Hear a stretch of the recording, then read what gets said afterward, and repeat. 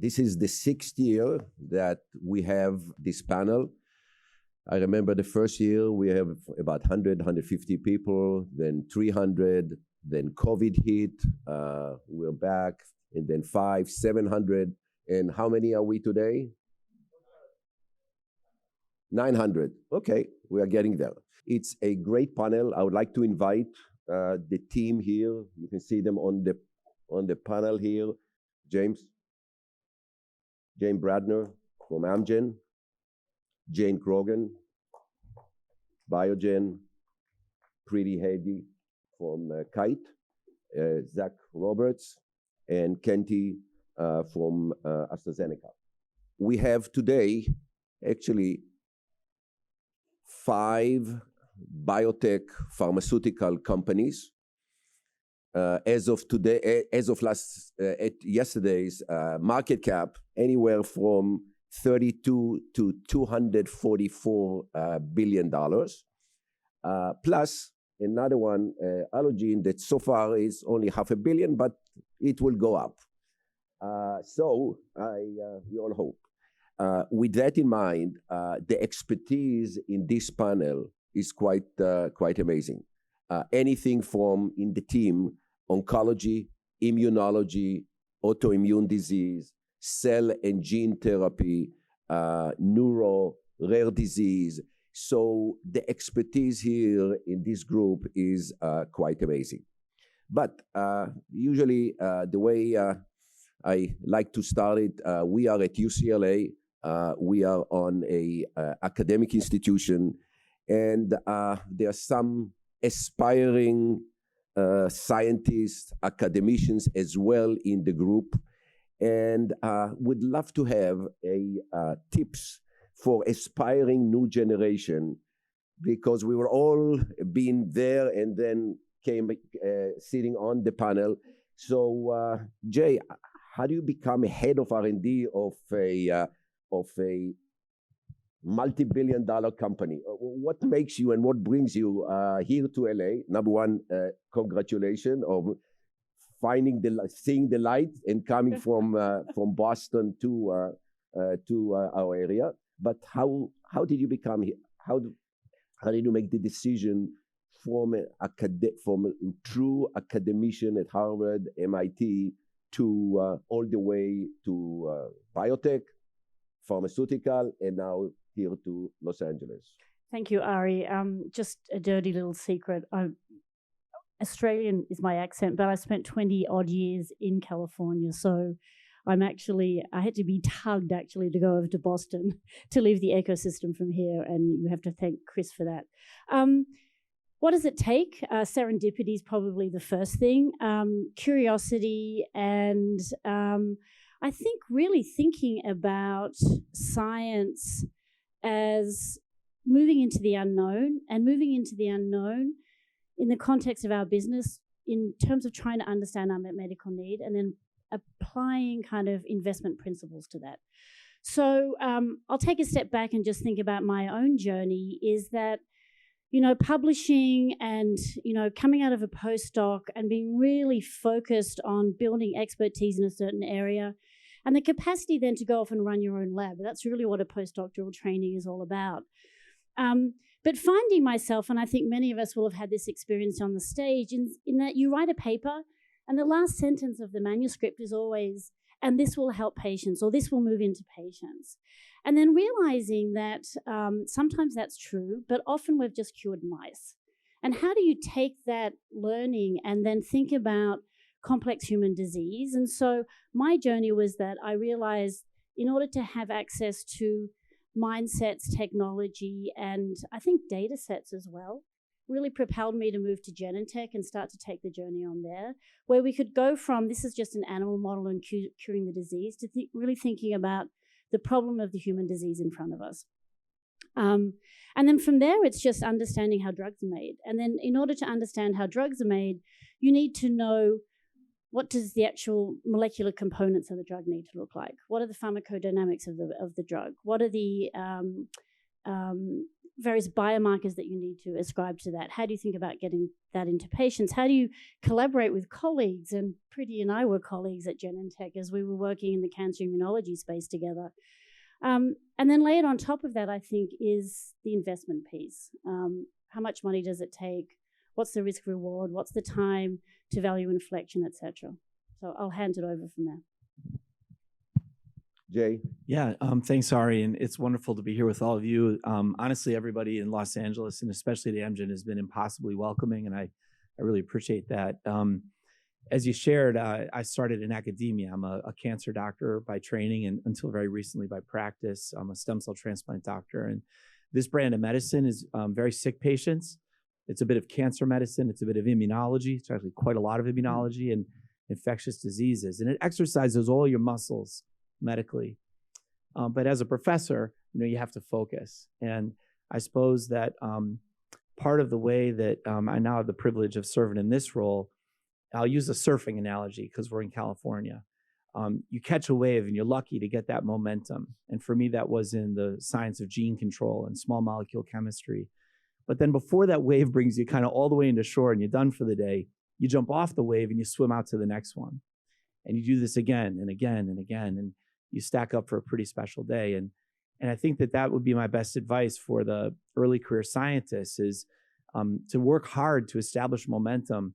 But because so much science, the best science, happens at the interfaces of science, to sort of jump off the wave you're on and swim out to gain the next bit of knowledge or the next new collaboration or the next new life experience, I think ultimately rounds you out as a type of scientist who can understand medical need and the needs of the patient, and then understand the disease biology at atomic resolution, and then have some familiarity with therapeutic science, and importantly, build up a network of individuals that can help you resource your ideas.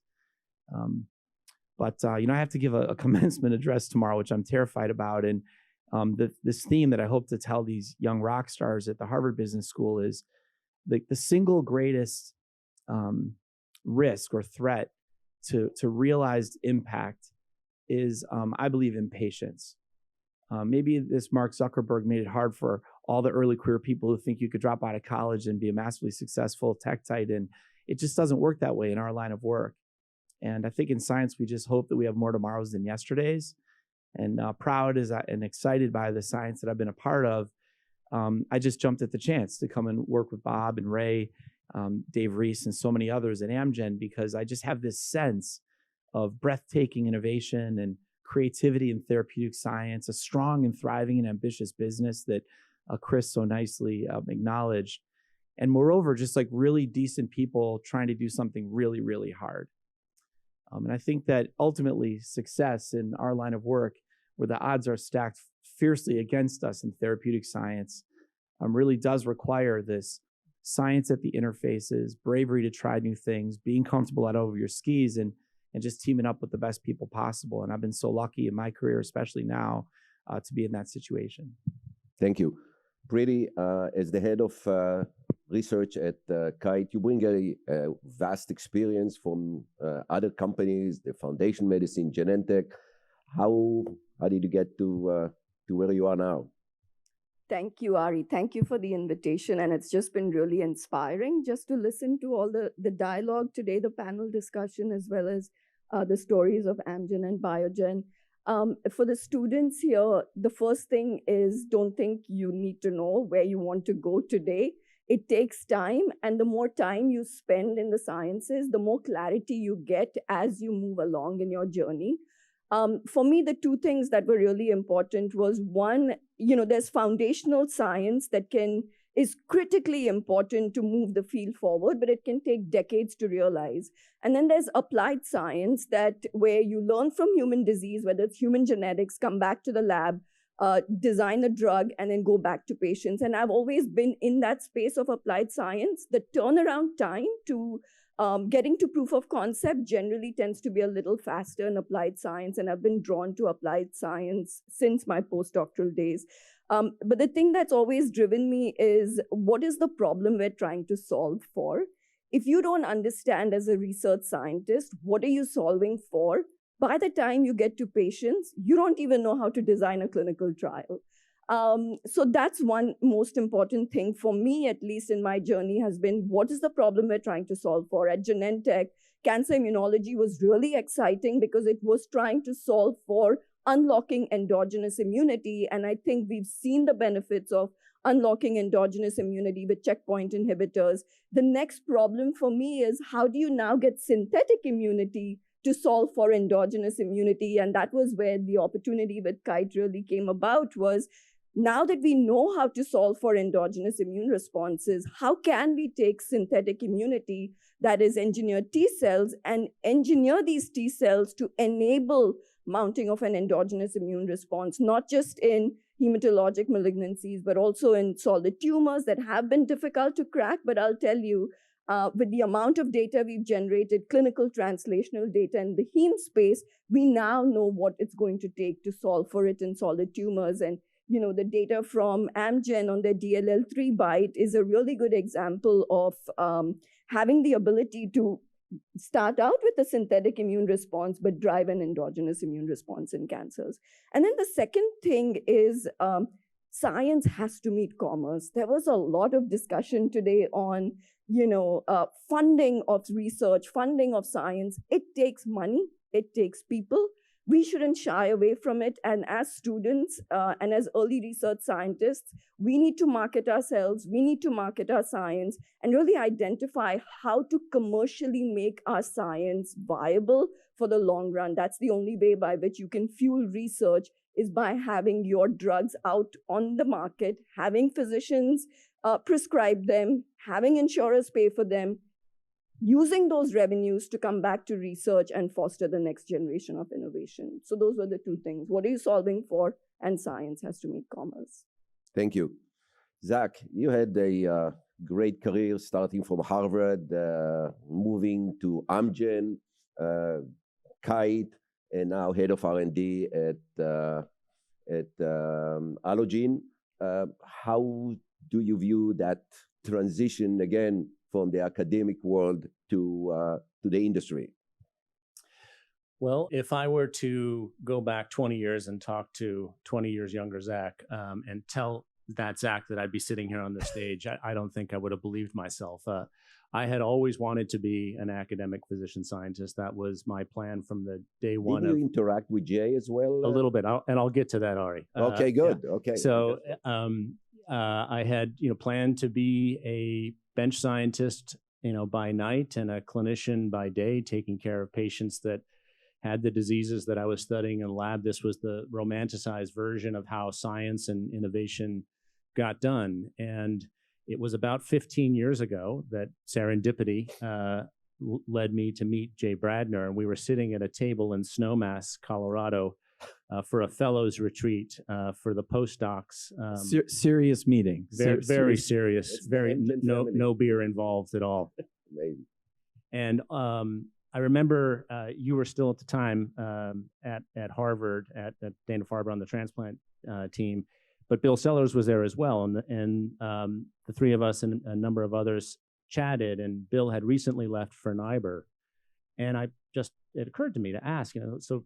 Bill, what is it like to move from academia to industry? And he said to me, and I'll never forget, he goes, well, it's very similar, except the research that we do is much better. And I'm sure it was a bit tongue-in-cheek, but I set aside time with him, and he began to sort of educate me on how decisions get made and how research projects get pursued in industry compared to the way that discovery research is done, with extramural grant funding and so forth within academia. And having, gone through fellowship and taken care of patients, I began to realize that the sort of impact that I wanted to make, the scale, was going to occur by working at companies. And so that conversation with Jay and with Bill sort of led me to begin to brainstorm about how I wanted my career to unfold. And long story short, I was recruited by David Chang, who's in the office, in the audience here today, to move from Boston to Los Angeles to join Amgen. And a story that I like to tell is about 2 weeks before I reported for my first day at Amgen, David up and left to go form Kite with Arie, and took all of the people that helped recruit me from Boston to Los Angeles, where I knew nobody, and to go build Kite. And I didn't know what Kite was at the time. Really, nobody did. However, I did know what CAR T cells were. I had been following the field very intently in academia. I remember giving a journal club at Mass General on the very first New England Journal of Medicine paper that came out in relapse refractory CLL. And I don't know how many people in the audience that day shared my enthusiasm and my sort of wonder at what I had just read, but I was completely smitten. And so when the opportunity came to join Kite just about a year after I moved to Los Angeles, of course, that was a no-brainer for me. And which comes to one of the themes that I wanted to highlight here, which is in both the decision for me to leave academia and go to industry, and then to take a chance and go to Kite and build a therapy that most of the world at that time felt was going to be impossible to do. Looking back on those two decisions, it was a mix of serendipity and against my better judgment, a willingness to take risk and to look for opportunity in ways that is unexpected. And that would be my advice to the young investigators in the audience today is it can be a bit surprising when that opportunity presents itself, and being willing to push yourself a little bit out of your comfort zone and dream about ways that the world could be improved if a lot of really hard things happened. If you focus and are tenacious, you can actually make those things happen and create new fields and new opportunities to rid the world of grievous illness. So those sort of my reflections on my career to this point, Arie. Thank you. Before Kanti, before you, I'm just giving a little bit of introduction about Kanti. But today, Kanti is representing AstraZeneca as cell therapies and cell manufacturing. But some years before, over probably 10 years ago, and actually that goes back, to what Bob Redway say about manufacturing and the importance of manufacturing. So 10 years ago, we started our first few patients clinical trial of CAR T, and our CRO in the Bay Area had a major issue. Cell didn't grow, the cell died, we didn't know what to do. We had not much financial resources to put a whole team what to do. But this was a major disaster that could have derailed our entire clinical trial. And Kanti was there, and I said, Kanti, we cannot rely on the CRO. Go to the Bay Area, stay there, and when you solve the problem, come back home. And, and that's what she did. Few trips, few times, came back, suddenly everything is fine, the rest is history. But that just shows you that manufacturing and what Kanti is doing here is extremely important. We were fortunate. She moved with us to a new company, Neogene, which we founded in Santa Monica. It's a great company that developed engineered TCRs, T-cell receptor engineering, and last year was acquired by AstraZeneca. AstraZeneca immediately recognized the talent of Kanti and decided that actually, while Neogene is an independent company under AstraZeneca, she will move there because they need her. Very few people have the experience of over 10 years with engineered T-cell growing and delivering to patients. And you saw the 96% that was shown today of Kite. A lot of that is the foundation that was put by the original people who used to be at Kite. So with this long introduction, Kanti, no stress, but you're representing a $250 billion company. Thank you. Thank you, Arie. First of all, it's a privilege being here today, and it was a privilege to be at Kite as well. And many people today, I think in the foundation of the CIII talk, people talked about the connection to commercialization of products. And that's where I enjoy that piece. And you asked the question today for the young scientists sitting here, what does industry opportunity look like? It looks like everything. There are different varieties. People constantly talk about a viable drug being something that gives a good outcome to the patients, but a viable drug has to be made practical as well. And practicality means delivering to every patient you can possibly do, doing it at the most efficient cost you can do so that it covers the broadest range of patients who can afford it. So that's the beauty of this. And especially in biomolecules where the process is the product, it really becomes very important to be connected in a beautiful way.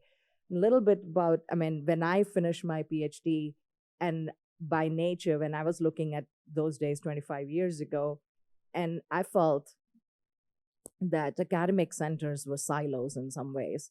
And unlike you, I wanted to get out and go into industry from the first minute I finished my PhD.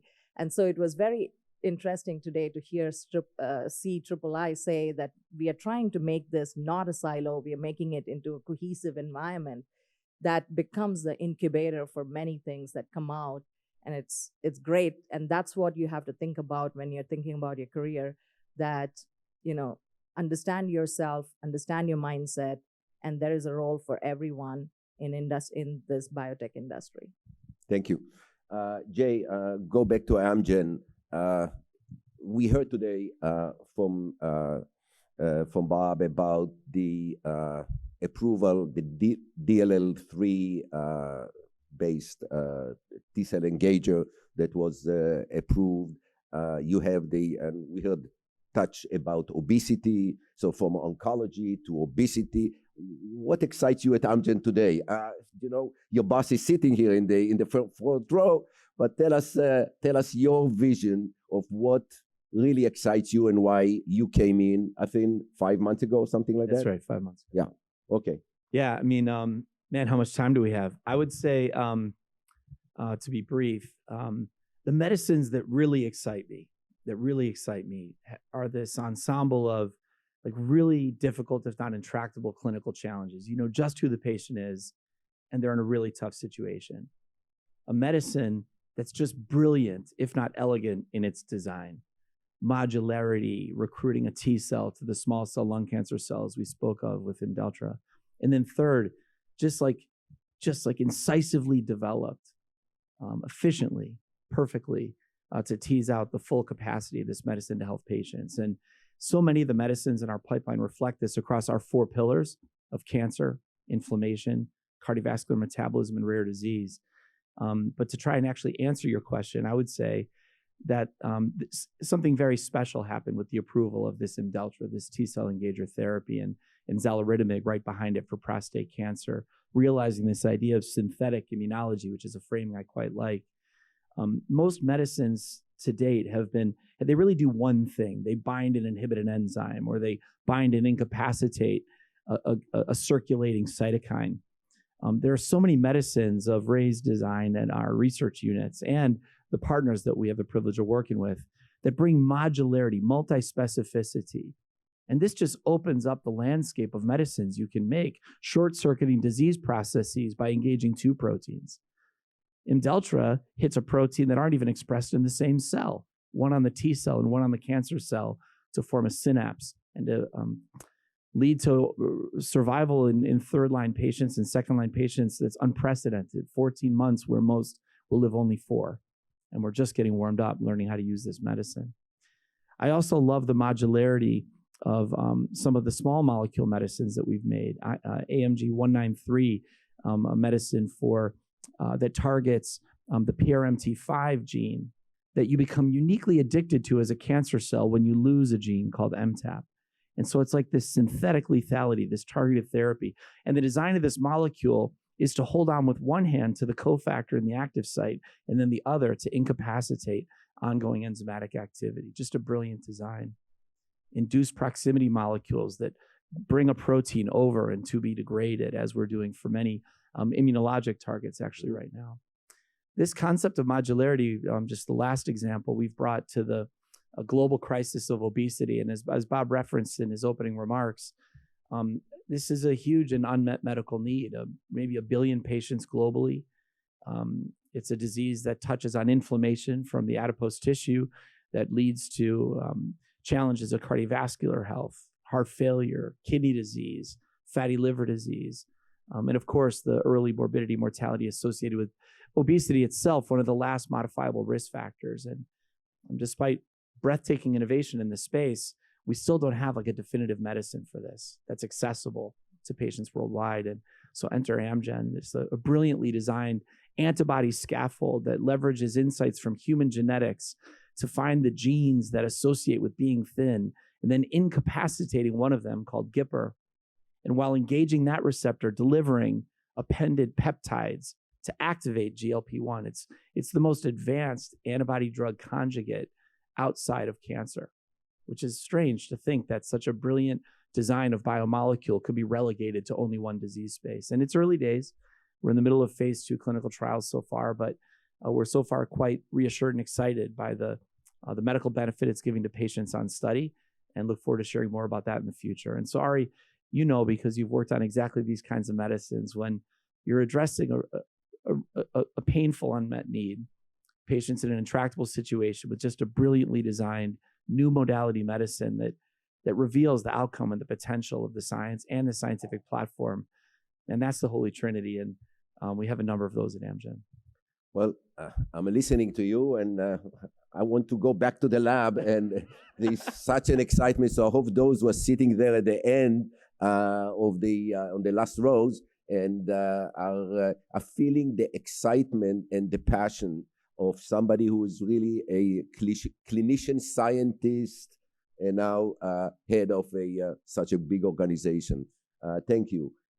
Jane, they're talking about pressure. There's no pressure. We just heard from Chris that you are the future of the company bringing and building an immunology. But knowing you, you know, you have worked on T cells. You worked for years and years. We developed immunotherapy. You then did cell therapy. So you have been there. So if somebody can do and combine, I think, neurology with immunology, which is relatively understood, welcome to... You've been also, how many? 5 months, 6 months? 5 months in. 5 months. Okay, the 5 months is a magic number now. I'm going to start off by saying thank you. It doesn't take one person, it takes a team and collaboration. We've heard that a lot today, and that is very, very much true. And I love the Charles Darwin quote we heard earlier today as well. I'm going to take that question and just turn it around a bit and answer something that was asked of you in the C3I panel today too, is like, why immunology and why now? And I think if we look at the last few decades of treatments in immunology, they've been really largely focused initially a few decades ago, and more recent breakthroughs around soluble factors, so cytokines, growth factors, or then kind of JAK-STAT inhibitors, small molecules that affect those pathways as well. And knowing that dampening down this inflammation that can amplify, like initiate or amplify immune responses, has been fantastically beneficial to patients and underpins a lot of the chronicity of immunological diseases. And then there's been a quiescence. You know, these are molecules like the TNF inhibitors, Actemra, Dupixent, etc. And I would say cancer immunology really changed the therapeutic landscape again, because it took immunologists away from developing knockout mice or transgenic mice to uncover disease, and really took the immunology mindset back to human disease and to be able to deconvolve what was happening in patients. And the way this was done was by being able to take biopsies, samples, and really understand. Then there was breakthrough therapies initially with CTLA-4 and PD-1, PD-L1 inhibitors, and really take human disease and start to deconvolve it from a genetic, from a transcriptomics, all the various multi-omics, to actually understand how the immune system or how the disease tissues were interacting together and instructing each other. And that's taught us a lot, and the field a lot, about how we can rewire the immune system. And then the beauty about the immune system is that it's plastic. It is not, it's an organ that keeps replenishing itself. It has a memory component that we try and target with current drugs. And we're very excited about one of those that we've just launched into with an acquisition that we announced yesterday with the company HiBio that's using a CD38 antibodies as one of its pipeline products to really target these pathogenic autoreactive B cells and plasma cells. We're very excited about our foray into that. But it's also that we've learned how to think about rewiring the immune response, not only with adding things like bispecifics to redirect it, but we understand a lot more about how those immune responses act in the nest of the chronic tissue that they sit in. This is because oncologists love to chop out and biopsy tissues. We don't have that luxury in neurosciences, but we're developing a lot of biomarker tools to be able to prosecute this. And I think it's really time for us to bring back, not only advance the synthetic components to develop polypharmacology reagents with T-cell therapies or B-cell therapies or any kind of cellular therapy, but also bring those learnings back to autoimmunity. And in order to get there, we're going to have to do a lot more complex data analysis of disease. And I think that's where institutes and visions like the C3Is can really help advance as well. So I think it's a really exciting time for deconvolving human data and coming up with better immunological targets. Moving to cell therapy, Priti, autologous cell therapy. What is the main focus right now of Kite? Perfecting manufacturing, where is the issue? How do you create the market less labor intensive and more patients? What is the effort right now? Yeah. I see quite a few cell therapy developers in the room, and they'll agree that cell therapy development and getting cell therapies to patients is a fairly capital and resource intensive business.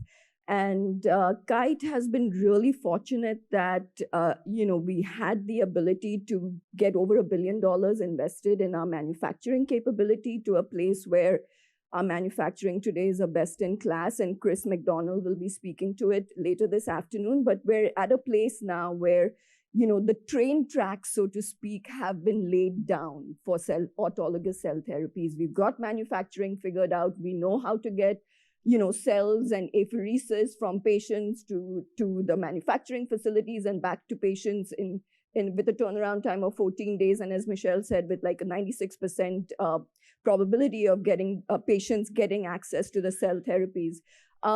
We've also learned a lot from our experience in hematology. And as Jane mentioned, the thing with immunology is you have to learn from humans. Human immunology is very different from murine immunology. And I think where we are today with technological advancements is at Kite, for example, we have deep phenotyping of the apheresis, deep phenotyping of the product, deep phenotyping of patients' tumors, deep phenotyping of PBMCs post-treatment with clinical outcomes for all of these patients to tell us what was it about the product manufacturing that led to great outcomes in patients. As Kanti mentioned, process is the product in cell therapy. How many patients did you treat so far? We've treated over 21,500 patients. We have a lot of data. And I'm a translational scientist, and Jane and I have worked on endogenous immunity for many years, but this gives us an opportunity to say, what do we need to put in a T cell to really make it functional beyond heme malignancies to solid tumors, to autoimmune disease, to neuroinflammatory diseases? MS is an autoimmune disease. Parkinson's is an autoimmune disease. There's an immunological component to it. Rheumatoid arthritis, SLE, so on and so forth. And that's really what's gotten us excited. You can imagine today in a T cell, you can stick an antibody that can be delivered locally to that site of inflammation. For example, you can go in with a CAR T cell that delivers a T cell engager locally to the tumor microenvironment. You can go in with a CAR T cell to make it so fit that it can overcome the immunosuppression that's locally present in the microenvironment. You can change the manufacturing of cell therapies and get the cells to be more juvenile without really putting a lot of edits in a cell, just through manufacturing. So what we're trying to do at Kite is say, and editing technologies have moved on so much more than perhaps when Allogene started. We have base editing precision today that allows you to edit at a specific point with 98% accuracy. So there's just been a lot of innovation in editing and manufacturing, in our ability to understand what drives T-cell responses in patients. And we're just taking that on now and saying, where do we put this in, which diseases can we solve for in solid tumors? Which diseases can we solve for in autoimmune and neuroinflammatory diseases? And how do we do that in a manner where not just patients who have the means at academic treatment centers, but how do we actually make these accessible to patients who are in community clinics and community hospitals, so that we can actually increase the number of patients who might derive benefit from these therapies? So from a commercial perspective, our commercial teams have started to go beyond authorized treatment centers and started to open up community practices and accessibility to cell therapies in community practices. Manufacturing has taken off. We now have 3 sites and can do 3-day manufacturing, 5-day manufacturing, so on and so forth. From research, we're trying to work with our manufacturing colleagues to say, how can we make better, fitter cells? And from a research perspective, how can you really get the payload you need to deliver with precision in the microenvironment, be it whatever disease it is? So that's really where the next few years are for Kite. Amazing. When I'm thinking of the kind of the history to look at cell therapy, Steve Rosenberg published the first CAR T that we actually using now. The paper, if I'm not mistaken, was 2009, which means he works few years before that, which CAR T is now almost a 20-year technology. That's, what you take, like you both said, takes many years and a lot of passion to develop a transformational technology. Now, I'll just add one more thing. The yes. beauty of cell therapies, it's a one and done therapy. It's a living therapy. Living cell therapy. It's one and done, and it's curative, and that's really inspiring. It's a living drug. Yeah. So from here I can see Chris and listening very carefully to what his head of R&D is saying. Bob, what he's head of R&D. I'm seeing David Chang sitting here and wanted to hear what he's head of R&D. So that's I think a very special, unique way of looking of how the CEOs are here and not giving the presentation and actually moving on, because I'm sure they have so many other things to do today. Why allogeneic? What brings you to allogeneic, and what's the difference between the two approaches? So, Arie, you mentioned 15 years ago was the first publication of what eventually became Yescarta. It was follicular lymphoma patient, if I'm not mistaken. And I'll even say that, in addition to the probably 5 years that led to that publication, there was another 20 years before that where we were tinkering with the CAR molecule itself, trying to figure out how to get it to work. And there were attempts in vitro, there were attempts in mice, there were even attempts in patients. You know how they called it? T-bodies. T-bodies, that's right. And none of them worked really until we sort of made that next leap and created the second generation. I'm fond of saying that autologous CAR T was, of course, a natural evolution in that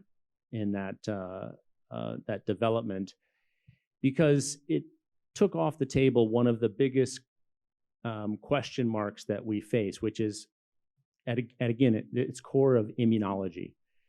If you're starting with a patient's cells, you don't have to worry about GVHD. You don't have to worry about host versus graft, which is the host immune system rejecting the incoming cells.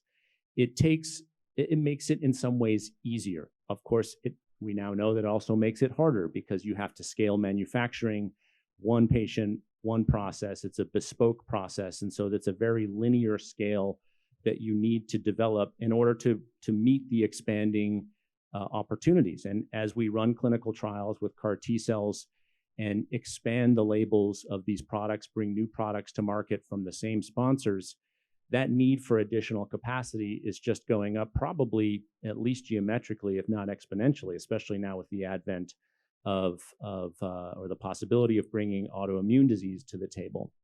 So coming back to your question, Arie, where does allogeneic fit in? Well, allogeneic probably makes more sense in the big picture as a pharmaceutical product. This is a product that is made in advance and stored in the freezer and shipped to the patient and to the physician the moment that they need it. So it is a much more natural tool that would be used in the clinic than what is much more sort of aligned with a bone marrow transplant. There's a long process that leads into the manufacture of an autologous product.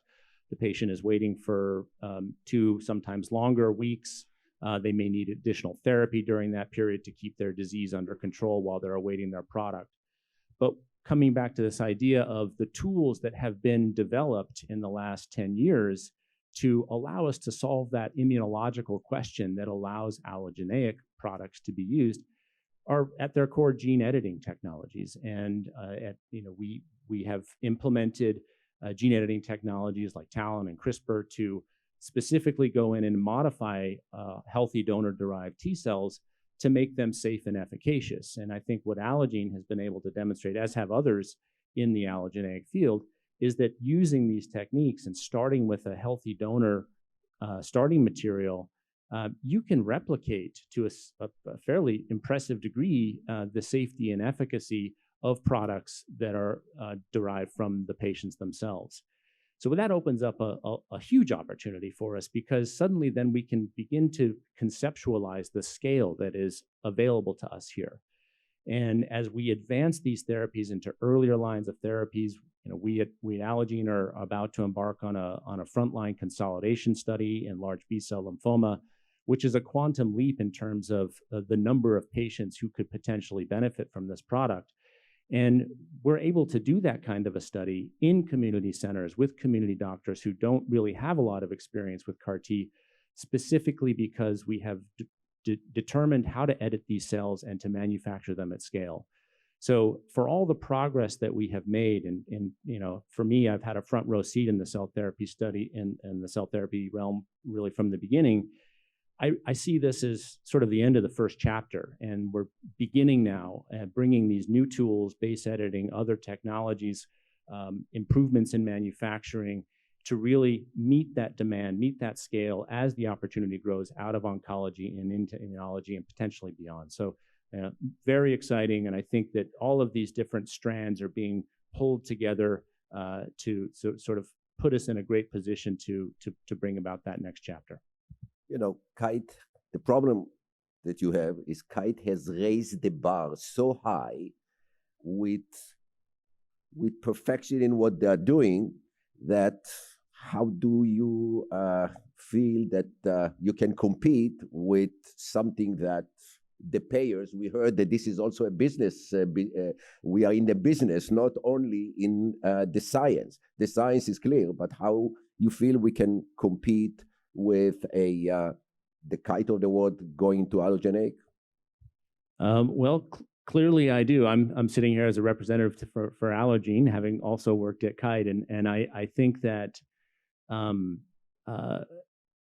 building a product and an infrastructure that will allow us to meet patients where they are, I think is what cell therapy is really needing right now. And so again, I'll come back to our Alpha-3 program that we're getting ready to launch here.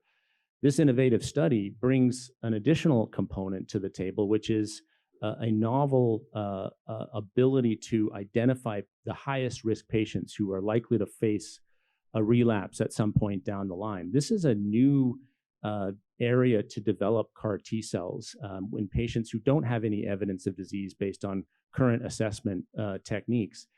And these patients tend to stay in the community. And so the next big leap, I think, for this field, and I believe that there's room in the ecosystem, Arie, for multiple different technologies here, but to really push this boundary and meet the patients where they are in the community centers at the end of frontline therapy when their risk is being assessed and then being able to deliver a novel product, a novel therapy to them to prevent a clinical outcome that has yet to occur.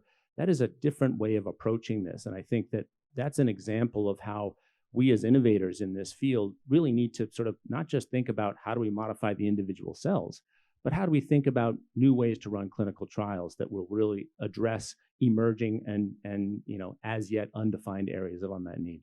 Thank you. Kanti, from my discussions with Pascal Soriot, the CEO of AstraZeneca, and Susan Galbraith, the head of R&D, I have the impression that they have made major commitment to cell therapy. What can you tell us that we don't know? Well, they are because they need you. Without manufacturing, there is no cell therapy. That is yes, I agree.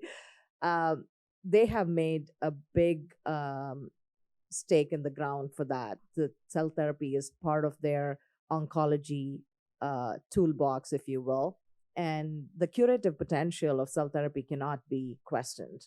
How it comes about, whether it comes on the autologous frame or the allogeneic frame, at the end of it, patients benefit, and democratization of drugs is one of AstraZeneca's pillars as well.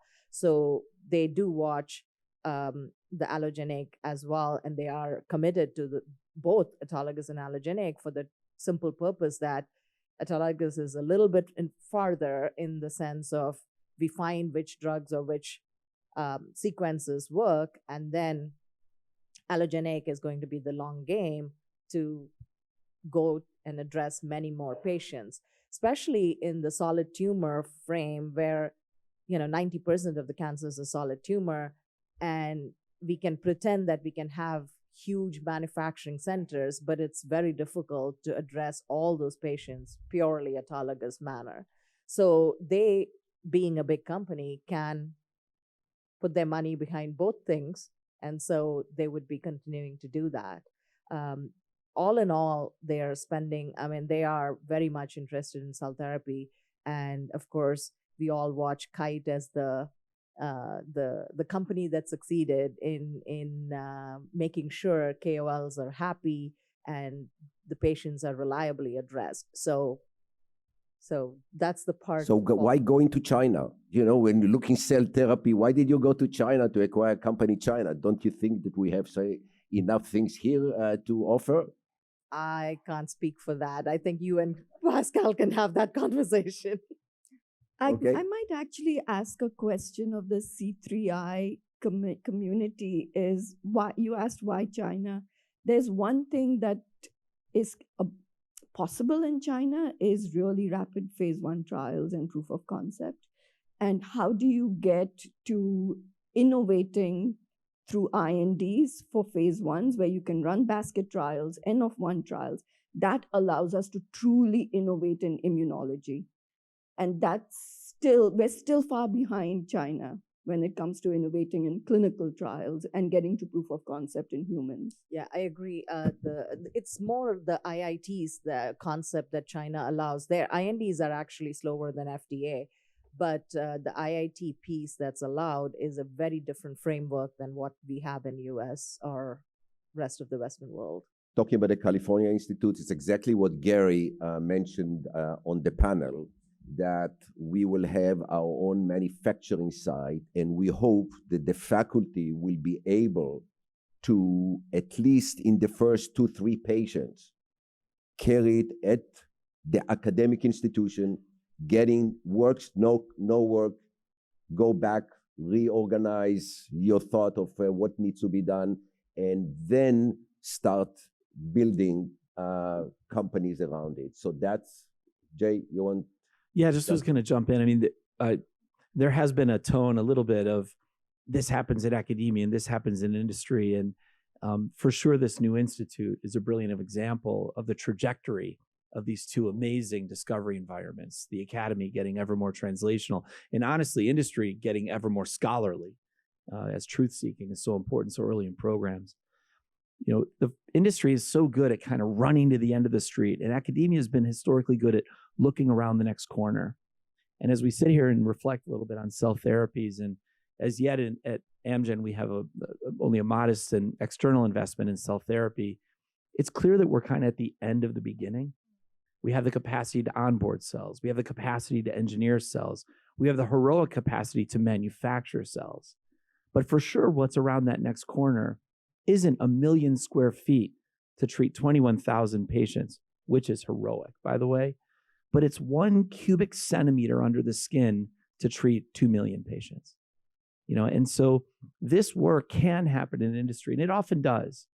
But it's places like this new institute where for sure the new therapeutic paradigms, the new technology paradigms will arise like a rising tide to just, lift all the therapeutic exemplifications of that science. And can't wait to see what you all build there. Can I just add on too? I think CERM, just to give a shout out to them from early today, have done a great job with this and trying to just really support early clinical trials in the stem cell field as well to get that early proof of concept. What do you think of neurocell therapy? Because there are studies and there are some companies that are moving some of their therapies to cell therapy. Actually, we, in our capacity of Vida Ventures in our venture, we had several years ago a company coming to us, investigator coming to us, and showed us that actually an infarct, MI, myocardial infarction, can be reversed. That scar tissue can be reversed by cell therapy. We looked at that and he said, number one, it's not for a small VC. This is the big pharma cardiac disease. However, it made it to the front page, to the cover of, I think, either Science or PNAS as an opportunity. The company right now actually got the idea that that's not where they need to pursue, and Capstan, which is the company based from the work at UPenn, is now in autoimmune disease. So we need to get to walk before we are running. But still, I think in neuro makes a lot of sense to do that. Yeah, I actually completely agree. Just from a Biogen perspective, we're certainly on the high alert, watch and wait, to see how this field is unfolding, and it is unfolding. I think there's two ways of thinking about this. One is, how do we think about tissue-specific delivery of any of our drugs? We want to get our protein therapeutics into the right place, our small molecules into the right place, our ASOs, et cetera, into the right place. Cell therapy affords that because we can direct those cells to go into tissues of interest. And as soon as you can do that, you can then start to ask, what is the function of that cell, that I require it to do in terms of the word I used earlier, polypharmacology. So can you take a T cell into an inflamed tissue? Maybe it needs a specific neuronal address. Maybe it needs a specific antigen-driven address, the way that neoantigens or large TA antigens are used for oncology. And I think that world is unfolding, what that antigen repertoire in an autoimmune setting could be or should be and does look like. And the second part is then what are you trying to imbue into that cell to do something? Is it to switch off aberrant other T cell responses, and like the concept that's being explored with T regulatory cells? Is it in fact an ability then to provide the function that T cells do in a normal environment, which is tissue remodeling? Right, there's an intimate relationship and crosstalk between the diseased tissues in the context of the brain, the neurons, the oligodendrocytes, fibroblasts in the context of cancer and other cell types as well. So the world is moving in that place, in that direction for sure. Jay, you are highly committed as a company to the TCE, to the T cell engager. Actually, you got the second approval already. Which is fantastic. We went a whole discussion here without even talking about ADC, the antibody drug conjugate. Some other companies last year in this forum, Albert Bourla was here, and he talked about their commitment to ADCs and a major impact that they've done with Seagen. So how do you see TCE, cell therapy, ADC? You're a medical oncologist. go back to patients. Yeah. Well, if we start with patients, it's clear that cancers are highly responsive to cytotoxic agents, cell-killing molecules, but that healthy cells are too. And so it's been just an idea for a long time to identify addresses for these cytotoxic agents. Maybe it's a small peptide delivering some radioactivity. Maybe it's an antibody to a cell surface receptor binding and driving internalization of a toxic substance. These ideas have been around for a long time, but it only recently started really working. And I think the reason for that is that these new modalities and these formats, they live by the same rules of the Gardner hype cycle that all technologies do, where there's just inflated expectations and everybody rushes in and all the venture funds resource it. And then a small number of companies, as with Kite in CAR T-cell therapy, stick it out, survive the trough of disillusionment, and then come out the other side knowing really the rules, like the actual rules that define therapeutic utility. And antibody drug conjugates are another great example of that. Platform-related toxicology in the back of the eye. Why is that? It's not the receptor-mediated. And then which payloads can open up the therapeutic index but still deliver cytotoxic substances? Could that natural product not be a general tubulin poison, but actually be wired to the specific growth pathway driving that cancer? It took a long time to realize the rules for these new formats, the rules for the constitutive parts of the chimeric antigen receptor. And the same was true for T-cell engagers. Bob, I'm sure there were a number of meetings that were uncomfortable, how hard they went at you. When are these T-cell engagers going to finally work? And there's some battle scars on Dave Reese, so you look great, from these medicines that exhibited cytokine release syndrome and back to the lab again. But learning those rules has allowed our organization, and surely others as well, to now design this next generation of T-cell engagers, of antibody drug conjugates. And I'm sure the same is true for CAR T-cell therapies that kind of harvest these learnings and have a better immediate offering for the patient. And so we have this second PDUFA date in June. I'm going to knock on some wood for blinatumomab or Blincyto for acute lymphoblastic leukemia. And this singular medicine has been in development for 20 years. And it's remarkable to me that a cooperative group would pick up this medicine and now use it in the upfront therapy of acute lymphoblastic leukemia. That protocol hasn't changed in decades. And the impact on overall survival is extraordinary. But, that didn't work right out of the box. And so as we learn about these new modalities and embrace the opportunity to innovate against them, I think we have to be a little bit humble to recognize just how much learning is required to ultimately deliver the benefit to patients. And these three technologies that you now mentioned, they're now mature and I think ripe for tremendous impact. You're so correct. I mean, about the 23 years ago, we developed the first ADC. And as I mentioned before, at Agencies. And what people even don't understand, this was early days. We teamed with Seattle Genetic, was the first deal we did with Seattle Genetic. And we treated one monkey with enfortumab. The first monkey, no, it wasn't it was another drug. First monkey died. Second monkey died. We had actually a deal with Genentech, and it's after the two monkeys that died, they Amgen and Genentech had no interest to continue with us. So we started studying, and in the company we understood that the first generation linkers were so fragile, and they broke, and the toxin just killed the animal. So now is the second generation, and nobody even talks about the linkers. But we almost lost the company just because of those linkers. So that's 23 years ago. Autoimmune disease, you mentioned that you'll come back. What do you see autoimmune in cell therapy? You see here, Zach.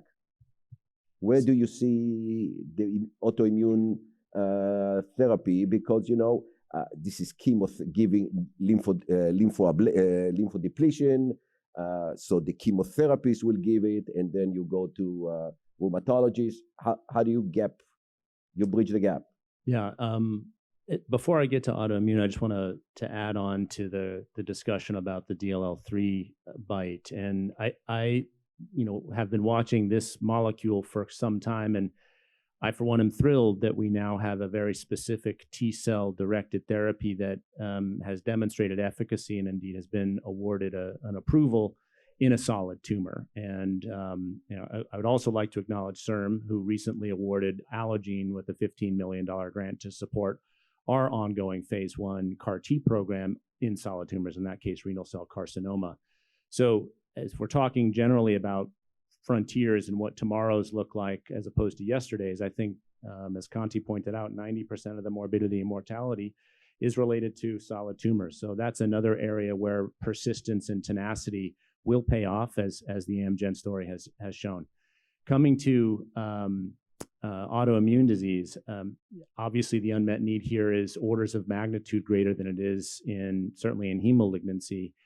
And the early data showing that targeting B cells with CAR T cells, pathogenic B cells in these patients with treatment refractory autoimmune disorders, has been nothing short of transformational. In fact, it harkens back to the early days where 2009, when the patient who had seen 5+ rounds of chemotherapy for their relapse refractory follicular lymphoma suddenly ended up with a PET negative scan. This is really the promise of this modality really encapsulated in a few academic manuscripts.